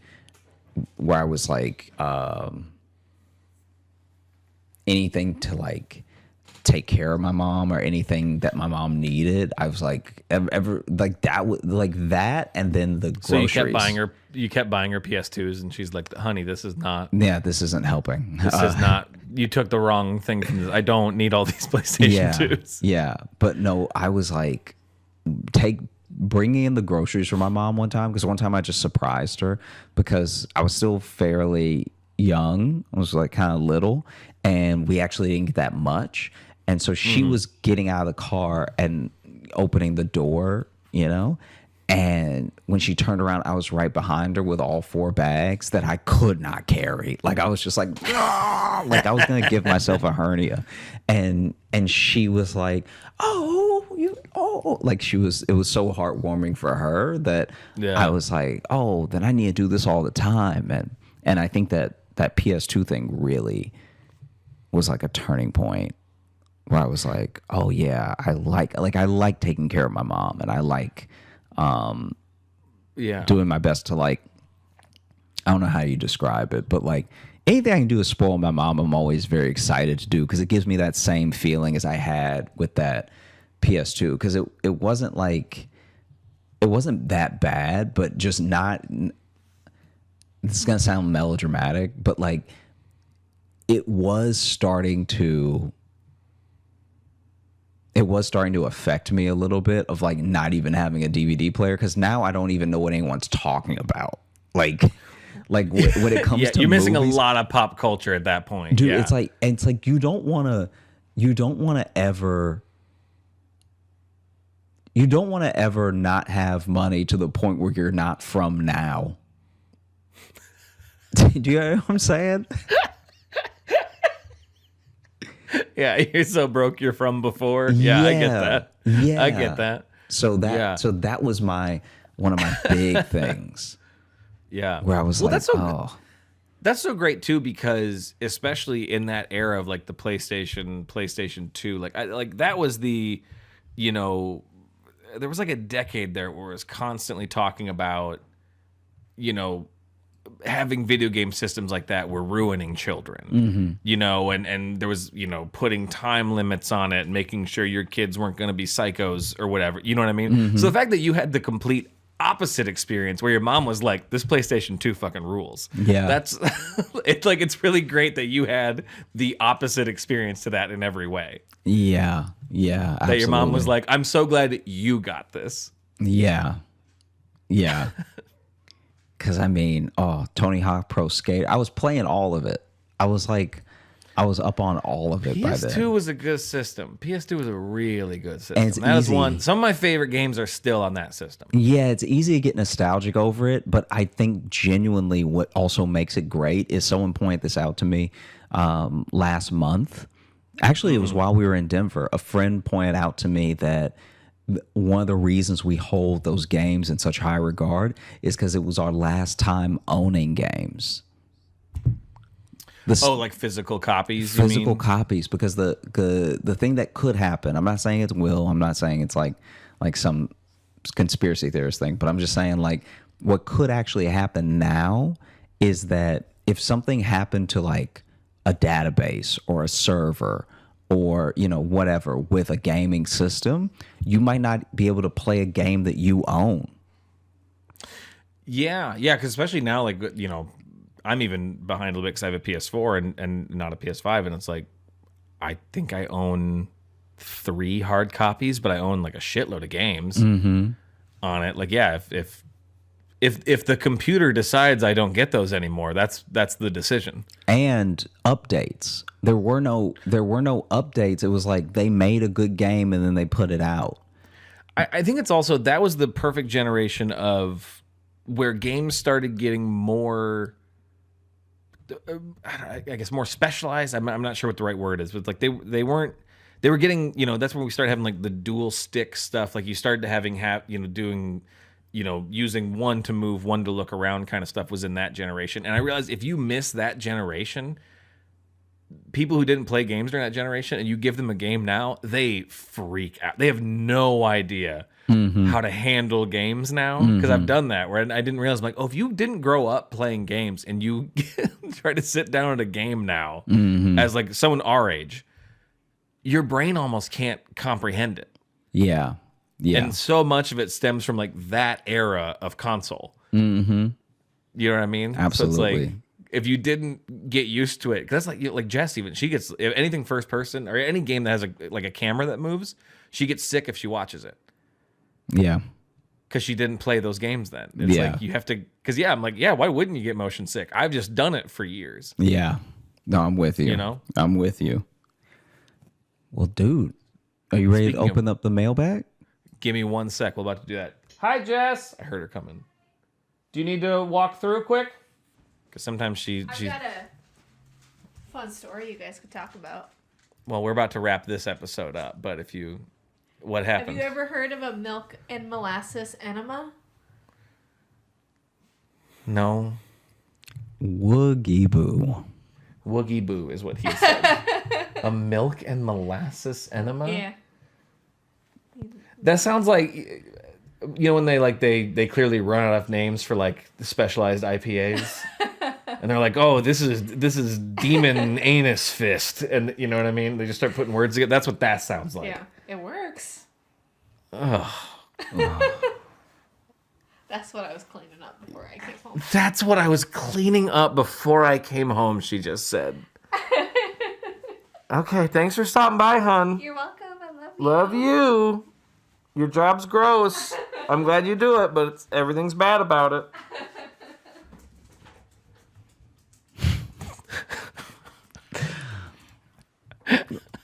Should we keep that in the episode?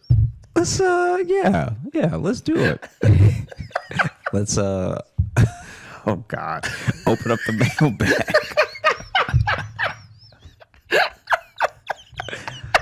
I gotta go try to eat nachos now. Yeah, sorry. Yeah, this has been a strange episode. All right, here we go. Let me see. Opening up the mailbag. This is our email, joshjohnsonshow@gmail.com. You can email us questions or stories or topic ideas, and we love to read them there. Here's one. This is from Kaylin, and the title is called Storytime Request. Hey, Toontown and Squeaks. I'm a longtime listener, first-time emailer to the show. I've probably listened to every episode about 3 times. I will never get used to that. Yeah, that's amazing. People have been telling us that for 3 years. I'll never get used to it. Y'all are my favorite thing about Thursdays. Well, as per usual, I was re-listening to an old episode, episode 48, Little Joshy is Kidnappable, while changing my cat's litter, and Josh mentioned an old improv troupe he was kicked out of. I don't believe Josh ever told this story, and I was hoping he would indulge the listeners. On a side note, Josh singing Vindicated at the end of episode 125, our last episode, Don't Meth with Crack, is my new favorite thing to say to myself alone and unprompted. Never fails to make me smile, LOL. Anyway, hope y'all are well. Truly cannot express how much this show means to me. See y'all next Thursday. Thank you, Kaylin. That was a very lovely email. That was dope. This improv troupe. I don't know if we've really talked about it. Yeah, I will talk about it, but it is longer than, in order to really tell it, it is longer than. Okay. Yeah. So let's put that on the docket. Maybe next episode. Should we try to dig into? Yeah, maybe so. Yeah. Because we could probably do, because we both did improv. There's probably improv stories we could fill an episode with. Maybe do something like that. Okay. So I know that's always sometimes annoying that we get asked the thing and we're like, cool, we'll talk about it later. Yeah. No, I'm with you. But okay, so we'll get to that. But thank you so much for that email. And then this one here, this is from Gabe, and great podcast with a great host. The title says, hey guys, love the podcast, but I just wanted to ask, why isn't it called the Logan Nielsen Show? I mean, Josh is funny, I guess, but Logan is obviously superior. I mean, compared to Logan, Josh is barely even there, but they spelled it like bear in that pun that you love. Oh, God. I'm just kidding, parentheses, maybe. I love both of you, and I love the show. 1 million out of 20 jangles. Sorry about your brain, King. Gabe, and then I love they give a pronunciation key, and it just says, pronounce like the word gay. Then you add a B sound. Wow. Thank you, Gabe. I appreciate that, because I know this episode 2 is going to get some hate because I talked a lot, and some people hate that. So some of our listeners are not a fan of me being a part of the show, but so I appreciate that. Yeah, and thank you so much, Gabe, and thank all of you. Thank you for listening to the Josh Johnson Show. We had a great time recording. I hope you had a great time listening. All that I ask of y'all in this episode is, if you enjoy the show, just tell one friend. Just tell a friend about it, so we can hopefully make more people laugh in the new year. Come out every Thursday, wherever you get your podcast. You already know that if you're listening. And if you're looking for Logan, you can follow me on Instagram at Logan M. Nielsen. And if you want bonus stuff that we do, because we make some videos, we do some side podcasts, we do a bunch of goofy stuff over at our Patreon, patreon.com/Josh Johnson Show. And like we mentioned earlier in the episode, we do monthly live shows. So come join us. We tell stories we've never told in the show before. We interact with people and have a generally chaotic time. We literally just finished recording January's before we started recording this. And it was one of the more off the rail ones we've had, I would say. yeah. It was pretty chaotic, but it's a whole different vibe over on that. And we're touring this year, so keep an eye on all the links are down. We put so many links down there. They all lead to important information. Yeah. How's that? Thank you all so much for listening. I hope you have a great rest of the day, and I hope you have a great weekend. And I hope you have a great trip to Australia, Josh. Thanks, man. Yeah, it's gonna be great. One assumes. I'd like to assume. There's so many spiders there. Don't. Hey, thanks so much for watching. Please like and subscribe. It really supports the channel. Hit the bell notification, because apparently it's the only way YouTube will tell you that something happened. And just tell a friend. That's the biggest thing you could do. Just tell one person in your life that you like, maybe you don't like, that this video happened to you. We release the podcast every Thursday on all the podcast apps, so you should find us there and subscribe on those and comment and leave reviews and whatever on all of them. And also, if you want bonus stuff, you can join our Patreon, patreon.com/Josh Johnson Show. We have bonus podcasts and videos and stuff there, and we'd love to see you